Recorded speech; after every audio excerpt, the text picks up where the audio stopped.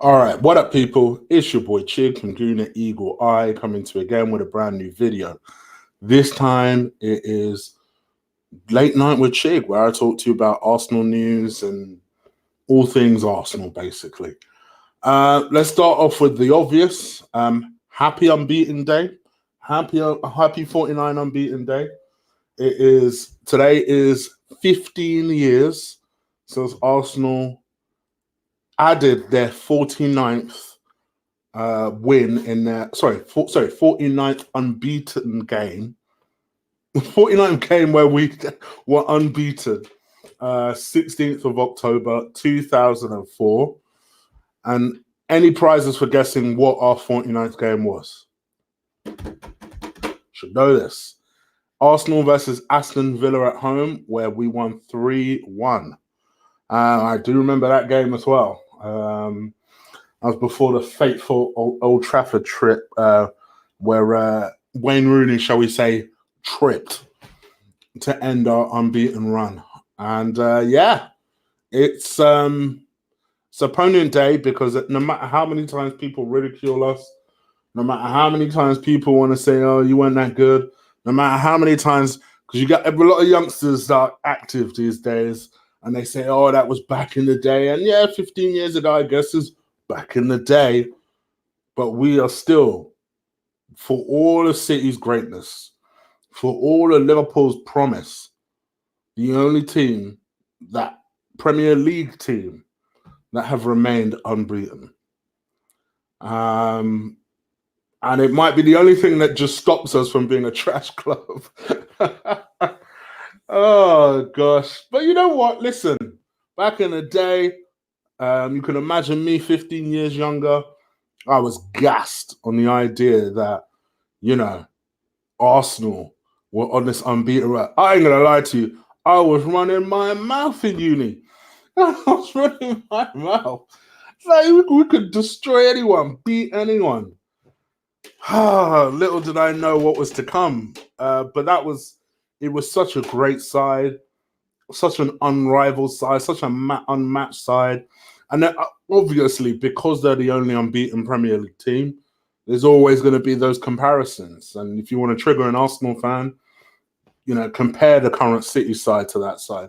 Compare the Liverpool side to that side. For me, I don't even think it's necessarily fair to compare. It's like saying, well, who's better, Pele or Ronaldo or Messi? Why would you compare this? Why would you compare two completely different eras? I would probably arguably say the defenses are weaker now than they were back then. I think you could get away with more than you could back then. Having said that, that might be the reason for why we went on an unbeaten run. But on the flip side, I think the strikers are still pretty good back then too. So yeah, I see all these people in the house. I see you all, Taib, Big Dog Linton, Mr. Franklin. I see you all. I see you all. Big up to you guys. And please do crush that like button. Please do crush that like button. I'm not doing this again. I'm not doing this again. So yeah, for me, it's upon unit time, and I thought this is an opportunity for me to really kind of, especially for some of those younger listeners that I do get, it was a proud time to be an Arsenal fan. Kind of crap hit the fan after that.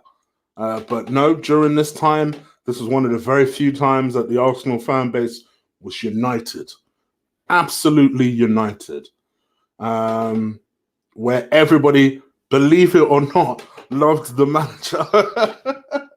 And that sounds unbelievable to say now, but I don't care how the bars that people spit that, oh, I was Wenger out from early and this, that, and the other. In 2004, you could not find a soul that would have gone to war for that man. And I know that sounds alien now, but in 2004, that was absolutely the case. And it seems nuts now, but that was the power that he commanded. you know. And then even after the unbeaten run was over, we then went on our deepest run ever in the Champions League. A game which to this day, I mean, all right, it wasn't in that season, don't get me wrong, people. I understand that. It's in the 2005, 2006 season. But to this day, that was the game I thought we should have won. We should have beat them. I was it easily, for all of the humiliations that we've suffered over the years, Chelsea, Liverpool, that was the most painful game to watch, was that Champions League final. It was the most painful because don't get me wrong, on paper, Barcelona was still better than us on paper. But on that day, there's not a single person that can tell me these lot were better than us. Not a single person could tell me that. It was one rash moment. I ain't gonna lie, part of me still hasn't forgiven the end for this. It was one rash moment from a madman goalkeeper. And I want you to keep that in mind for later in the show when I show you guys something. One rash moment from a goalkeeper that just, it cost us a game that we were in control of, that we had it. We had everything under control. And even if we'd given the goal away, I think we would have come back and beaten them. If we had 11 men on that pitch, excuse me. If we had 11 men on that pitch, we'd have come back and beat them.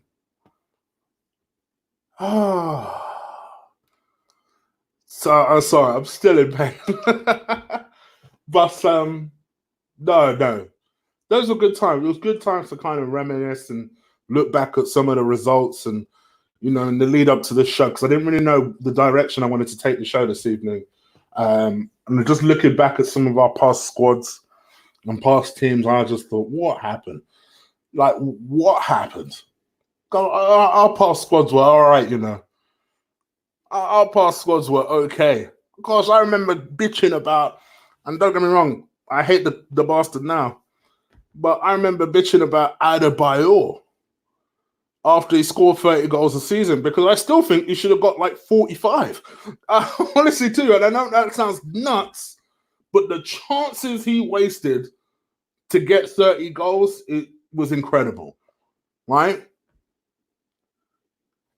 But that's talk about first world problems compared to the crap we're dealing with now. And don't get me wrong, I think Aubameyang's doing his thing, and I do think we have select players that are doing their thing. And we've got a lot of promise in a lot of players, but compared to the things that I was moaning about before, talk about first world problems. But yeah, it's interesting to reminisce as an Arsenal fan. Now, I was asked a question yesterday, and that was, who was my Emirates best 11? Now, I know the 49 unbeaten was at Highbury, and what has that got to do with Emirates? But I figured I was reminiscing. I'm going to cover that, but I'm going to do that towards the end of the show. I'm going to do my Emirates best 11. Now, I've really thought about this, and it may cause some controversy. In fact, it will cause some controversy, people. All I'm going to say is, before you get mad and get into a debate, put your own Emirates best 11 in the comments, and let me see if they're better than mine.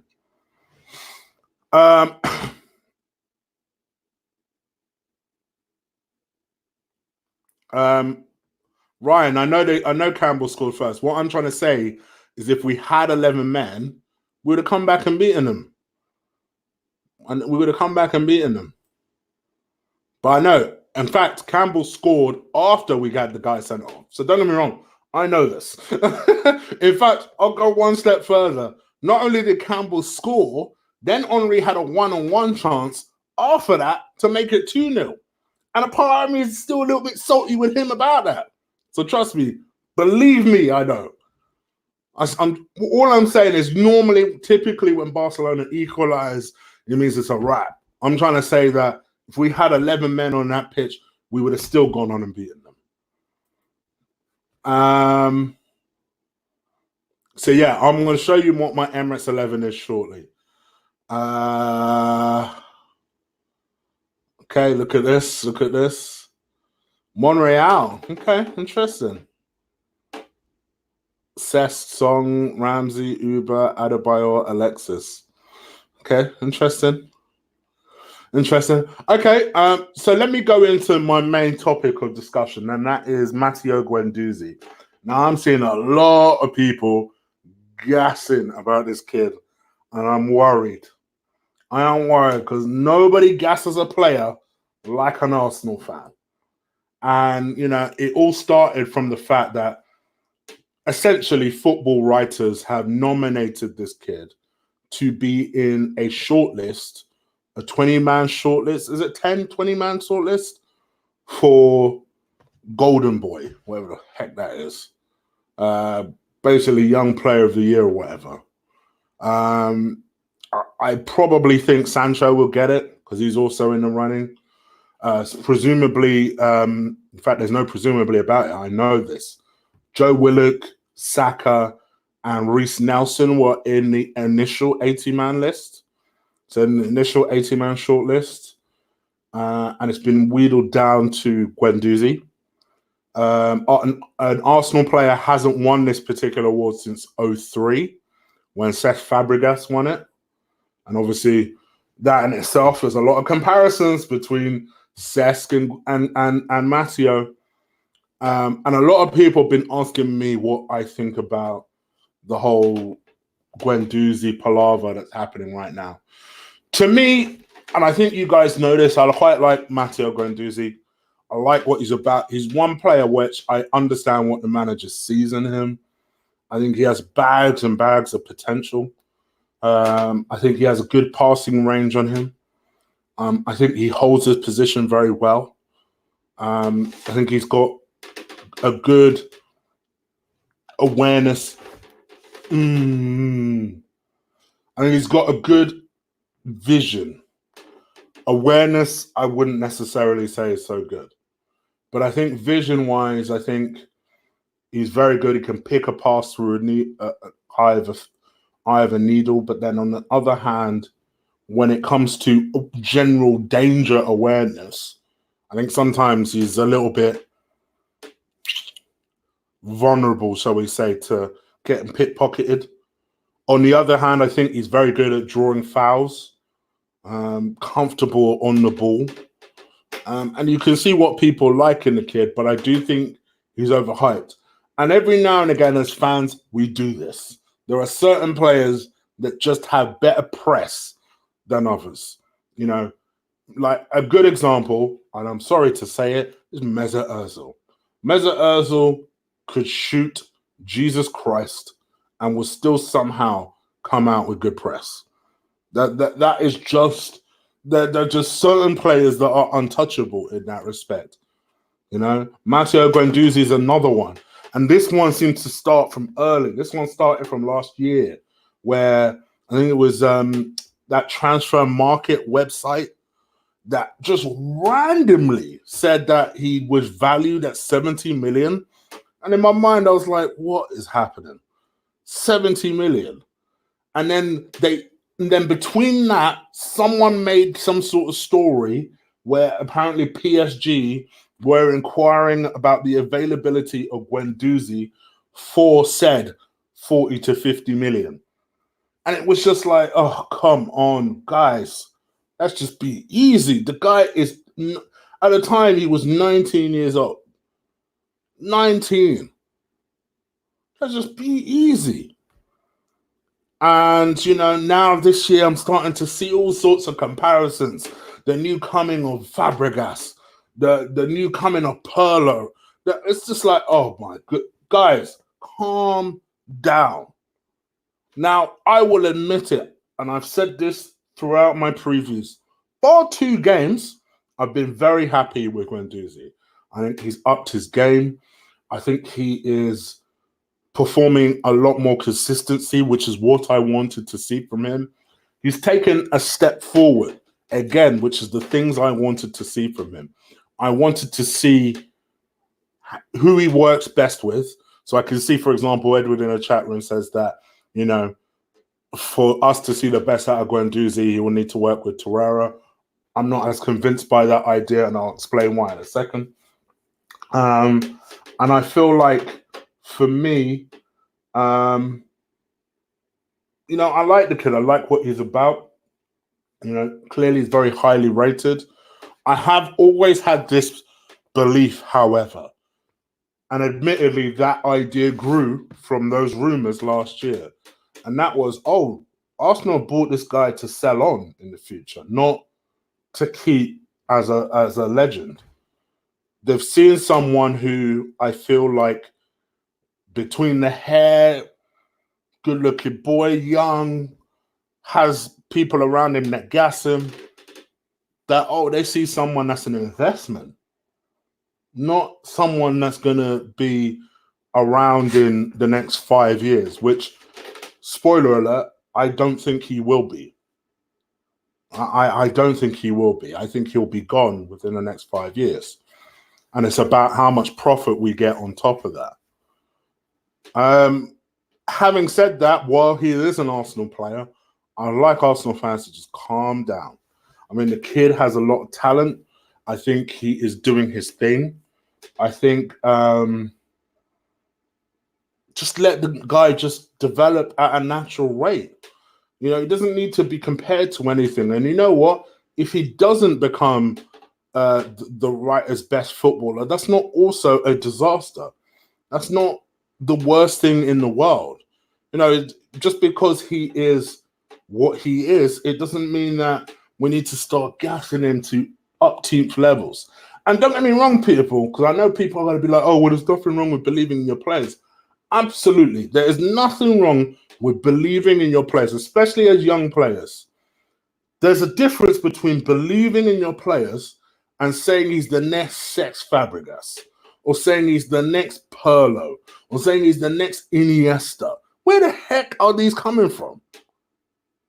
And believe, just search Guendouzi on Twitter and you'll see what the heck I'm talking about. Calm down. I'm not a huge fan. I have nothing really against them, but I'm not a huge fan of Arsblog. But I actually thought they wrote a fantastic article on Matteo Guendouzi. And that was about the fact that, praise him, but don't shower him. Or something. I think they played on the pun of the golden boy Guendouzi, don't shower him. Just let him develop at his own rate.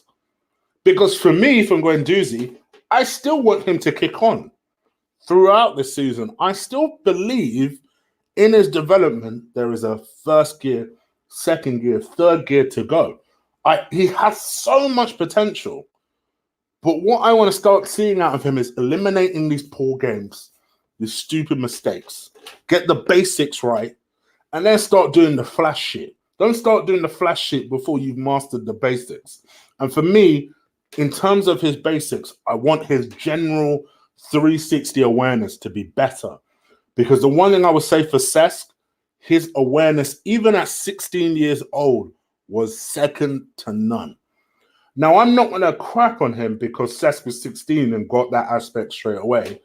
And Guendouzi's 20 years old and has still got that to come. People develop at different rates. And that's why if you see me, I don't really write off young players until I can absolutely say no more from them. That's why with Eddie, yes, last year I was like, you know what, I wouldn't be against the world if we signed him. But I can see him banging in goals. But I will also use caution in that and say, yeah, he's banging in goals at championship level and under 21. Someone else did that, and that was Dwight Gale.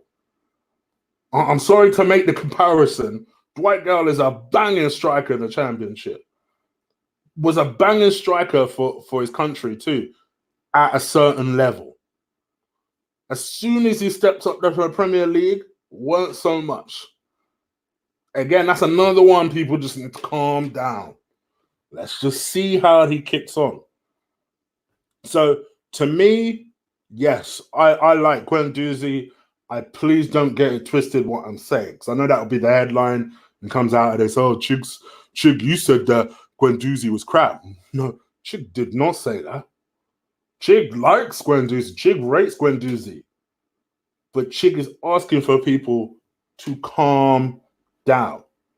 And notice, I will repeat the message for certain players.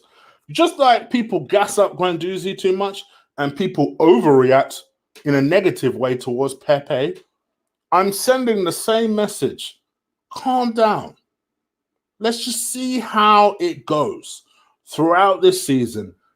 For me, the next 18 months in Guendouzi's career is crucial. Because by that 18-month period, I better damn near see no mistakes and someone that has kicked on even further. But yes, for what I've seen so far, the kid has stepped. He's made an improvement considerably from last season. And he looks every bit the player that I hope and expect he'll be. But I'm also not interested in gassing him up unnecessarily. Same thing with Martinelli midnight. I like Martinelli a lot. Cool. It's been 2 games, though. It's been 2 games. Let's just be easy, calm down. No need to not get excited. But when I start seeing comparisons, I'm like, oh, come. Be easy. Relax. Relax. So anyway, that's just my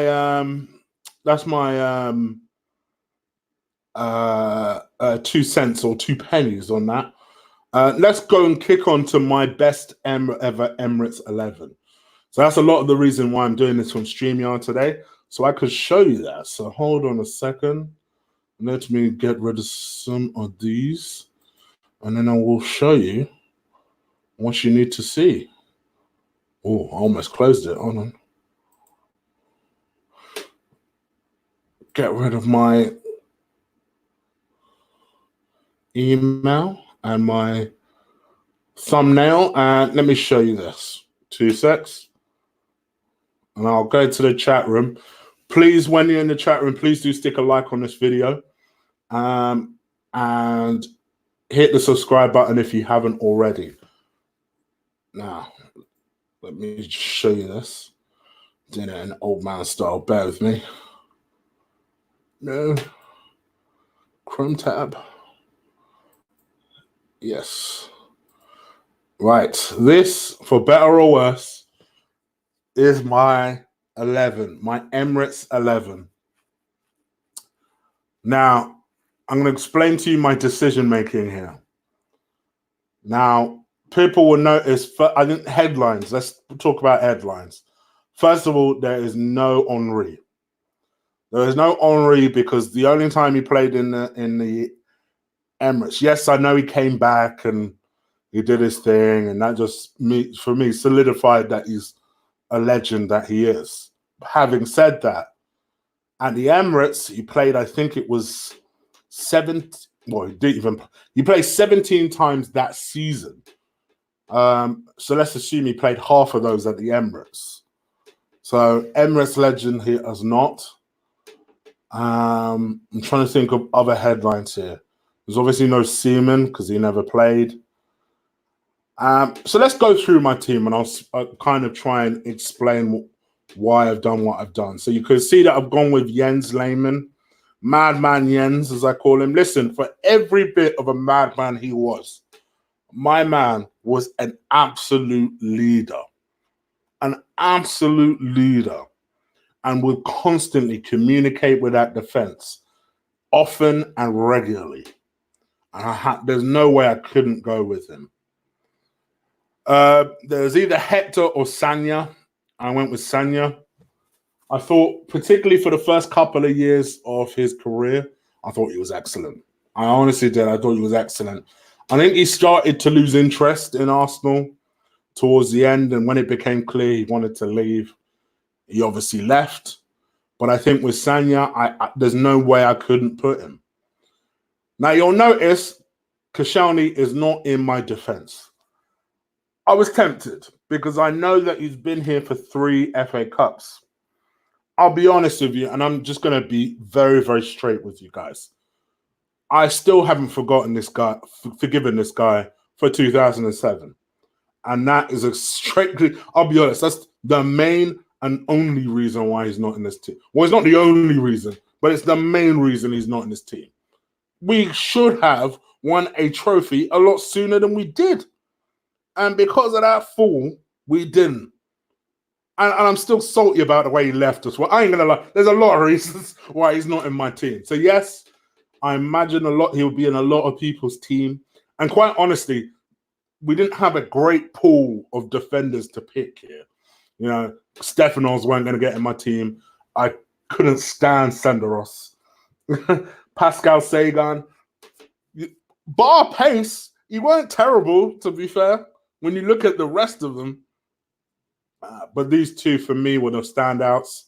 I think we saw the best of Kolo Touré. Yes, he did start at Highbury, but he ended at the Emirates. Got a few seasons at the Emirates as well. And Mertesacker came in that 2011. And I think a lot of people remembered Pascal Sagan, saw that he wasn't very fast. And I think a man that I think will be appreciated later as the years roll on, and people will think, you know what, he weren't bad. Also, Smug Chig had to put him in because anyone who has been a long enough subscriber knows that before, in his very last match, your boy, yours truly, when everyone was calling for different combinations of stuff, I said, you know what, play Mertesacker. And go and see that Chelsea Arsenal preview. The names I was being called because I called for him to be played. The names I was being called. And I said, all right, watch. Just watch. Watch him work. Not only will he play in this game, he'll play well and he'll be one of the best players on the pitch. And almost like Mystic Chig, he was man of the match. It's like my man heard me say that stuff. And you wonder why Chig knows defenders. Now, I saw some people say Monreal. I ain't going to lie, I thought this was close. I really did think this was close. I always prefer Gael Clichy. I'm probably in the minority with this because I'm one of the few people that remembers how he played. I actually thought he was a seamless transition from Cashley Cole to this guy. I thought he was seamless. And for that reason, and that's probably the best compliment that I can pay him, you know, that it didn't feel like anyone was missing. Yeah, it wasn't. I think Ashley Cole was better. I think he was a better left back, don't get me wrong. But I thought Gael Clichy, all things considered, wasn't a bad B-Tech version. Gilberto, another one that started at Highbury, but did have a couple of seasons at the Emirates. I weren't going to put Alex Song in. Now, I get why people put Alex Song in. Assist-wise, let's be real here, he made the career of the Pagan towards the last season that the Pagan was here. But as a defensive midfielder, I thought Alex Song was terrible. I'll be honest, I thought he was terrible as a defensive. He was terrible. That's another one that I think is overrated. I had constant frustrations with him. Whereas Gilberto, the silent wall, as we used to call him, that was a DM. Before there was a Kante, there was a Gilberto, people. As much as I could not stand Aaron Ramsey, it's difficult to leave him out of this team. It's difficult. The man brought home 3 FA Cup trophies, and in 2 of those cases, scored. It was difficult to make a case to leave him out. I know that Patrick played in, I think it was 1 season at the Emirates before he left for Juventus. But yeah, it would have been difficult to leave him out. And I tried, but I couldn't do it. Cesc, I think, gets a bad rap from Arsenal fans. This is a typical example of someone with bad PR. Because he pushed his move for Barcelona. I think that's why Arsenal fans are still salty about that. But to me, I always had understanding with Cesc because he wanted to go home. Apart from anything, you ain't going to Barcelona, bruv. I'm sorry. He stayed for as long as he could to see if there would be any success. And then when Barca came calling, he went home. For me, I have no qualms about what Cesc did. And people say, all right, then, yeah, but that ain't the problem that I have with him. The fact that he went to Chelsea. What did you want him to do? He wanted to come back to us. He damn near said, come and get me. I remember those. I remember that. You basically said, come here, come and get me. You know, the Barcelona thing didn't work out because Pep didn't play him as much as he thought he would play. So he wanted to come home. He was desperate to come home. The only people that were interested in him was Chelsea. So he went to Chelsea because he was desperate to get out of a place that he wasn't playing football in. And unfortunately, our loss was Chelsea's gain. Ironically, Arsene Wenger didn't get Cesc back because of this man, who was, I guess, in the end, Cesc for replacement. And then let's talk about the front three. I had to put Theo in. Theo's another one that over the years I've had a lot of frustrations with. But as a friend of mine said to me today in the chat room, you can't fuck with his statistics. You can't fuck with it. You can't fuck with his numbers.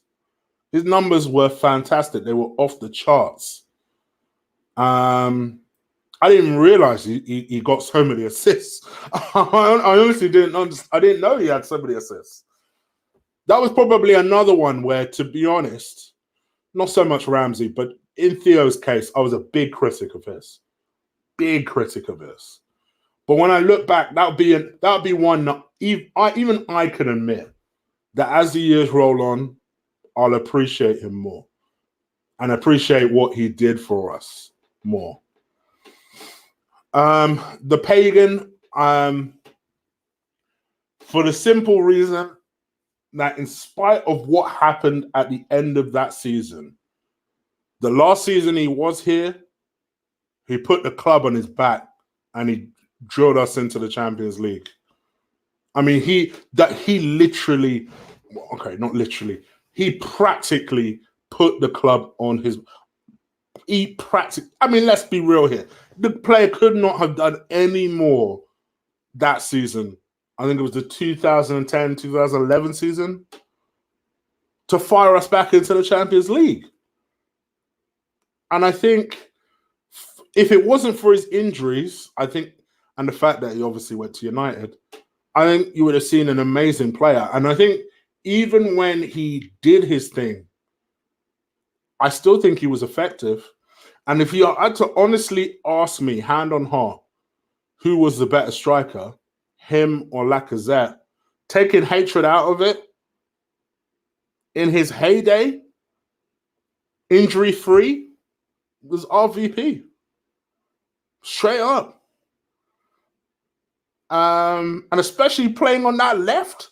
Imagine my man on the left, Theo's pace on the right, and then my man up top. Uber speaks for himself. I think when he signs his contract, and if he gives us a couple more years, I think he'll be the man, one of our best strikers ever. Having said that, and I know people will hark back to the fact that, oh, but Chig, you said you wanted to sell him.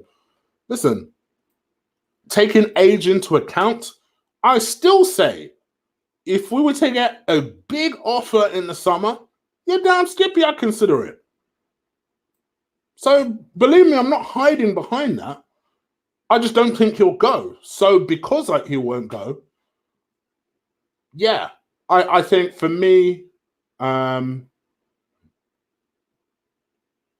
if he signs on, I expect him to have a strong 2 more years at the top level. And then I think it'll peter out for him. But I think given that he came to the club with this horrible reputation, he's done amazingly well for us. So I give him all the credit in the world, and that's Uber. All right, let me go and see the abuse. Oh no! Someone's just made a suggestion in the chat, and you damn Skippy is in there. Damn. Oh no. Wait. Joel, wait. Wait. Wait.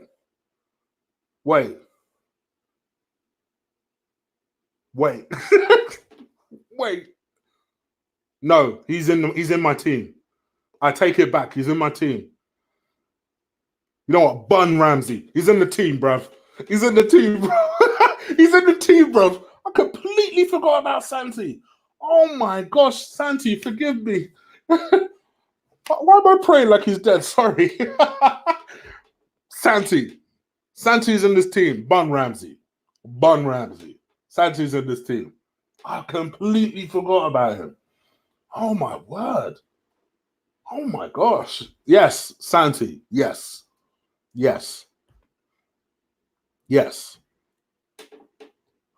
I'll put Santi in the team.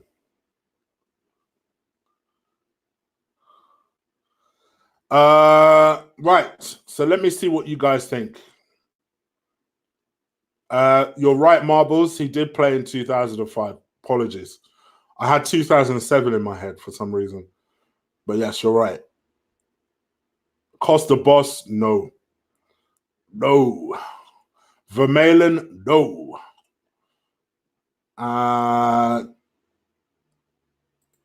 Thank you, my bro. Thank you.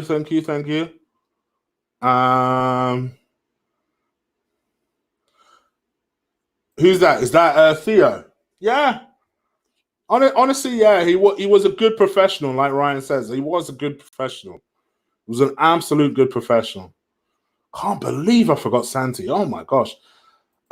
Yes.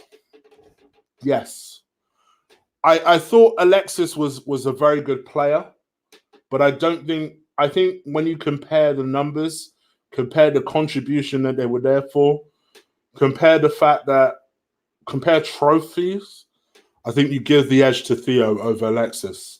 But it was a debate. But I gave it to Theo over Alexis. Can't believe I forgot Santi. I'm so annoyed at myself. I'm so annoyed. Yeah, Santi. Do you know the funny thing about that, Rich? He is literally my second favorite player ever. He's after Kanu. If you had to ask me who's my second favorite, oh no, tell a lie. It's Ian Wright. My third favorite player of Arsenal of all time. It's Santi Cazorla. The man was a genius, an absolute genius. For all of the praise, do you know what? He is what everybody thinks Mesut Ozil is. Or sorry, I say everybody. What Mesut fanboys think he is. He is everything. He's not only that, he's more than that. Yeah, Santi over Ramsey. I don't know what I was smoking. Bun the FA Cup goals. Santi over him. Imagine Santi assessing that midfield with Gilberto anchoring them. Jeez. Oh my goodness. We may not win the league, but I'll tell you what, we scare some people. And I also think Colo Torre, and because he had pace back in the day. So him running and Mertesacker calling out that plays because Colo was not the greatest reader of the game. He was a little bit in the Koscielny mode in that respect, without as many mistakes. I think that combination would have worked really well. I did see someone say that they think that Tierney will be the guy that replaces Clichy. I hope so. I hope he goes on and eclipses Cole, never mind Clichy.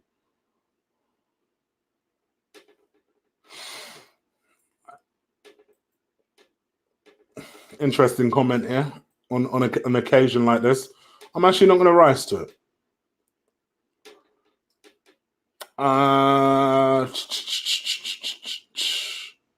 Who's DM? Gilberto. Gilberto. Santi, one of the best, is still playing well. Yeah, he really is. He's still playing well.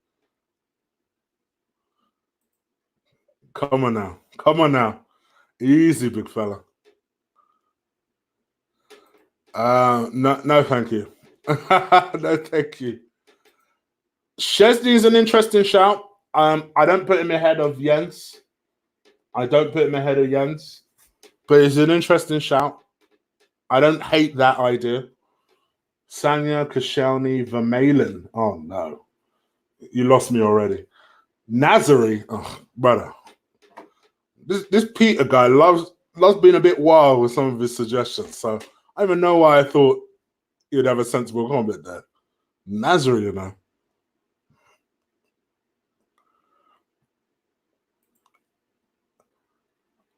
I wish Emre kept Santi.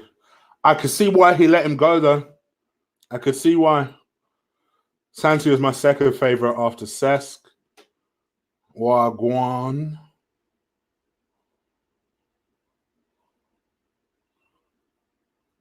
What about world best? I'm not gonna rise to you. I'm not gonna rise to you. Uber is our best since Henrido F. Van Pussy. Mm-hmm. Mr. Gilberto, he was a world-class DM. Underrated. So underrated. So underrated. And you know why? Because it was mild-mannered until he got on that pitch. And even when he got on that pitch, he quietly fouled people and then bounced. I miss Gilberto because we badly need a player like that now. Vermaelen was decent for one season. Exactly. What do you think of Patrick Vieira says he wants to manage Arsenal one day? Yeah, guys, leave your questions below. I will get into that. We'll go for another, shall we say 10 minutes, 10:15? And then I'll bounce up out of here. I've got to call mother because I've realized I've not called her sometimes. So yeah, I'll give my mum a call. So yes, 10 minutes. Let's go. What I think that Patrick Vieira says he wants to manage Arsenal one day. I'm not surprised. He's a manager. He's a former player. Why wouldn't he want to manage Arsenal? One of the biggest clubs in the world. I did talk about this yesterday, very briefly. I'm not surprised that he wants to manage Arsenal. I've not seen anything particularly special out of him. That's another one that I remember when he left Man City, people were saying he was this amazing coach. And he's managed since then New York City, the football team. And then he's gone on to manage Nice. Nice are ticking over now, all right, but they're not pulling up trees or anything. So I don't really see anything special out of it. Do you know who I've slightly warmed to, but I still wouldn't want him as Arsenal manager? I want to make that clear because I know people will go off the deep end. I still don't want him as Arsenal manager, but I've warmed to him. You know, Eddie Howe.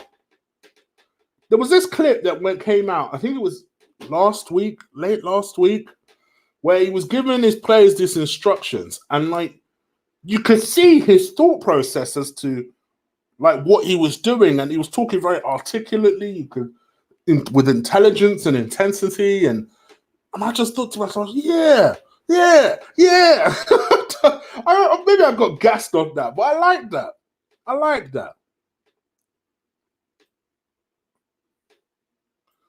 Gilberto was a silent gangster. Absolutely. Do you remember though when Janilson came in and they said he was the new Gilberto? I don't know who's worse. Actually, Jack is still worse. he's still worse. Janilson was terrible though. I'm going to put Coquelin in there before both of them.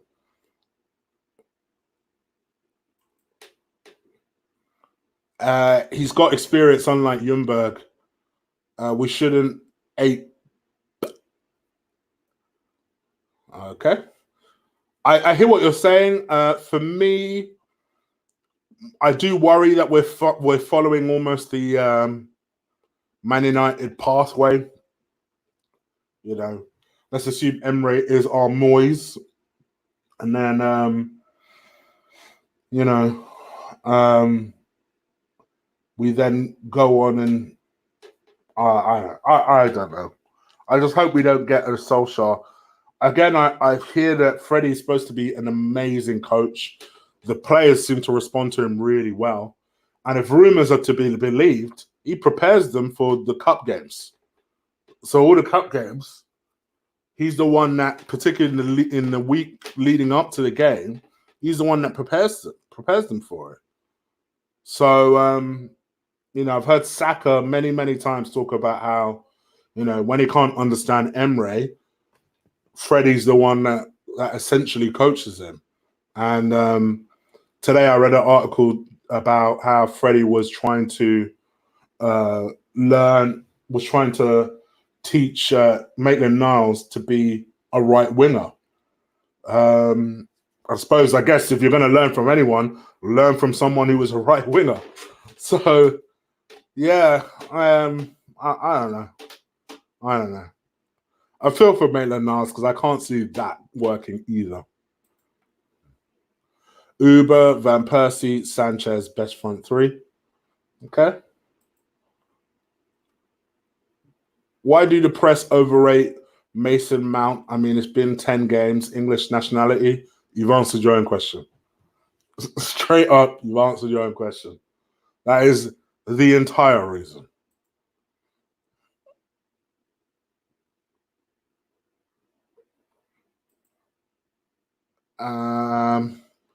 Yeah, it did, didn't it? I don't know why. I don't even know why.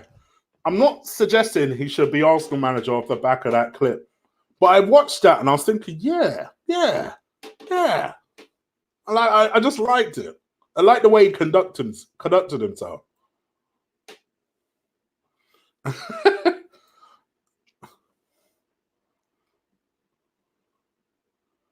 Chig smoke. Chig does not smoke, no. Denelson is ever so slightly better because he was terrible himself. Xhaka should have been sold in the summer. Did you see his free kick routine to Switzerland? Yeah, yes, I did. I just shook my head and laughed. His team selection is political, using senior players yet faxing them out slowly without putting the young ones out there too soon. Yeah. So okay. I can. I figured it was phasing. I just wanted to say the word faxing. I think that's I don't like. For me, absolutely understand what he's doing with Ozil. I would have done it in a slightly different way, in the sense that I think he puts pressure on himself when he leaves Ozil out of the team altogether, which, don't get me twisted, I have no issue with. But then he plays Granit Xhaka. It's just like, see, now you don't look like you're playing players out of merit. You look like you just got a problem in Mesut Ozil. And then he put pressure on himself because he does that. Whereas if he was really smart about it, you say to Ozil, all right, look, this is what I'm going to do. Start of this season, I'm not impressed by you. I'm not going to completely write you off. Let's see what you got. If we get to January and it hasn't worked out, you're off, innit? Now, in my mind, I'm still shipping him out in January because I ain't going to get an improvement. But at least I then show, you got to play some political games sometimes. You show the fans that, all right, I'm trying to give him a chance. I'm trying to give him an opportunity to play well. When he inevitably flops, then you can then start to just phase him out. Meanwhile, you get rid of the idiot that's actually giving some mistakes. Like, as much as terrible as Ozil is, he's not literally giving the ball away. So you get rid of both of them out. You obviously get rid of Mustafi, and then you just look like, all right, cool, this boss is making some tough decisions. He's getting rid of guys that are not performing anywhere near their potential. He's getting rid of the two liabilities, and immediately he's on some strong ground. But right now, he kind of phases Ozil out and then brings him back and then randomly makes him captain. It's just like, what are you doing, bro? then he makes the person captain that is literally passing the ball to the opposition and costing us games. He makes him captain. You've already lost the fans. And then Mustafi, you're kind of doing in, out too. And at the start of the season, you were like, it's just best for him if he finds a club. But then you're playing him every single week. It don't make no sense. Sorry, you can see that I'm at 8 when it comes to I'm not quite a 10, but I am at 8. I'd like to see Eddie Maitland-Niles as a CM in the Europa League. Me too. I don't think it will happen. Yes, he was. I'll be honest with you, Rich. I'm going to be real with you. Freddie was one of them players where I didn't really know what he did other than score goals. Because whenever I saw him on the right wing, I didn't really see an amazing amount of skill. Don't get it twisted. Love Freddie even at the time. But he was one of those players where I was just like, how do you always find yourself in that position? Because he wasn't a dribbling. But what I realize now that I'm older and understand the game better is he wasn't a dribbling winger. He was a winger based purely on movement. Movement. Defenders couldn't pick him up. They couldn't track him. And obviously, as the game evolved a little bit more and everybody started doing it, then Freddie started to struggle a little bit more. And then I think he ended up leaving and going to West Ham or somewhere like that. I think it was in 06, 07, something like that. He went to West Ham. So, yeah. But I loved him. He was just one of those players. Just like, how do you do what you do? Because I'll be honest. Sometimes when Freddie didn't score, you were left scratching your head like, so what did you contribute today, bro? But I love Freddie, but he did have that effect on me. Chig, what do you do when Laka returns? Because I don't want to see Uber pushed out wide. What would you do? I think they've avoided the inevitable too much. And it's very clear that Emre is not going to play the two up top. And in some games, we won't be able to play that. And I think you're just eventually going to have to pit them against each other. And I think if it comes to that, Uber is Emre's number one. So I think Laka will suffer off the back of that.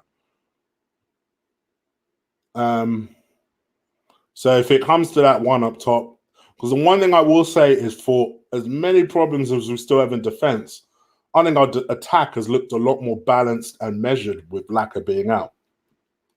And I love Laka. In a lot of ways, I still think he's the better footballer. Let's put it that way. He's the better footballer out of Uber and Laka. But it's hard to make a case to drop Aubameyang when he's on such a purple goal scoring form. It would have made no sense. So, but Ozil still refuses to run, and Xhaka is just Mikey. You're preaching to the choir, my bro.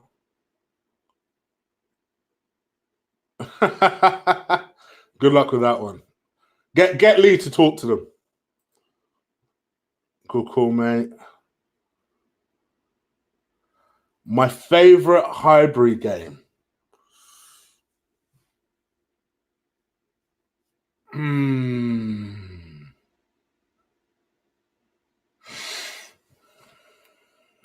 Oh, there were a few. I'm trying to think. Is there one that stands out? You know what, Ryan? Let me think about that one because there is about 3 or 4, and none of them are the one that I think I should be remembering. And I have that feeling. And because I screw up with the Santi thing earlier, I don't want to just say it and then later on I'm like, oh no, I should have said that one. I'll answer that question tomorrow. Remind me again tomorrow. I'll answer it tomorrow.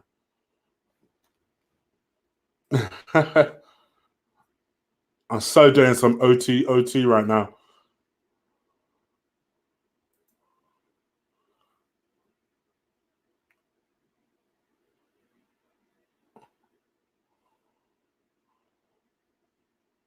Last game at Highbury. Is that the Everton game?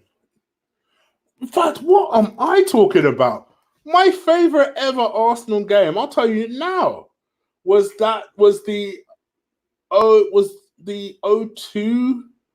2002 game, I believe, when Tony Adams scored the fourth goal at the Highbury versus Arsenal versus Everton, and it was Adams for some unusual reason. He was so far up, just kept galloping and just struck the ball, and it was 4-0. Yeah, that was my favorite. That was actually one of my favorite ever moments at Highbury. I thought that was a fantastic strike as well from Adams. His left foot pinged it, ran, and then just pinged it past the goalie. Yeah, I think that was my favorite ever Highbury game.